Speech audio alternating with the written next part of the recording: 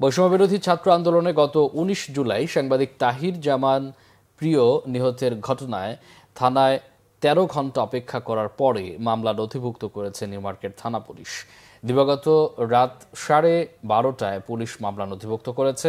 প্রিয়র মা শামসি আরা জামান বাদী হয়ে নিউমার্কেট থানায় দণ্ডবিধির ৩০২, ১১৪ ও ১০৯ ধারায় মামলাটি দায়ের করেন। এতে সাবেক প্রধানমন্ত্রী শেখ হাসিনা, সাবেক স্বরাষ্ট্রমন্ত্রী আসাদুজ্জামান খান কামাল, পুলিশের সাবেক মহাপরিদর্শক চৌধুরী আবদুল্লাহ আল মামুন, ডিএমপির সাবেক উপকমিশনার মোহাম্মদ আশরাফ ইমাম, ডিএমপির এডিসি হাফিজ আল আসাদ, ডিএমপির এডিসি মোহাম্মদ রেফাতুল ইসলাম রিফাত ও নিউমার্কেট থানার সাবেক ভারপ্রাপ্ত কর্মকর্তা মোহাম্মদ আমিনুল ইসলামকে আসামি করা হয়েছে।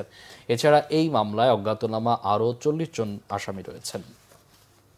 তারাই প্রথম বলেন যে তারা আসলে অনেকক্ষণ আগেই অর্ডার করেছেন মামলাটি রুজু করার জন্য এবং থানায় যে অফিসার আছেন তিনি এটি করতে পারেন, কিন্তু রেফাতুল ইসলাম আসলে কোনোভাবেই মামলাটি হতে দিচ্ছিলেন না বলেই তদন্ত ওসি যে ভারপ্রাপ্ত মাহমুদ ভাই তাকে আসলে এখান থেকে আমরা বিশ্বাস করি যে সরিয়ে দেওয়া হয়েছে, কারণ আমরা তাকে দেখেছি আমাদেরকে কোঅপারেট করতে। সকালে হঠাৎ করে দেখেছি যে উনি বেরিয়ে গেলেন কি নিয়ে, আগের মামলার এজাহারটি একটা ডকুমেন্টেড একটা ফাইল নিয়ে উনি চলে গেলেন পুলিশের অন্য একটা অফিসে এবং সেখান থেকেও ওসি তদন্ত মাহমুদ ভাই আর এই থানায় ফিরলেন না এবং আমাদের ফোনও রিসিভ করলেন, ওনার ফোনটি বন্ধ।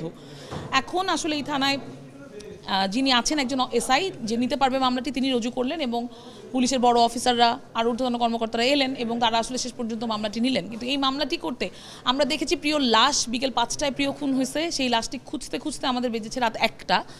প্রিয়র লাশ পাওয়ার পরে পোস্টমর্টেম করে বাড়িতে পৌঁছাতে লেগেছে 48 ঘন্টা এবং এখন এই মামলাটি নিতেও সময় লাগলো আসলে সম্পূর্ণ একটি দিনের মতন।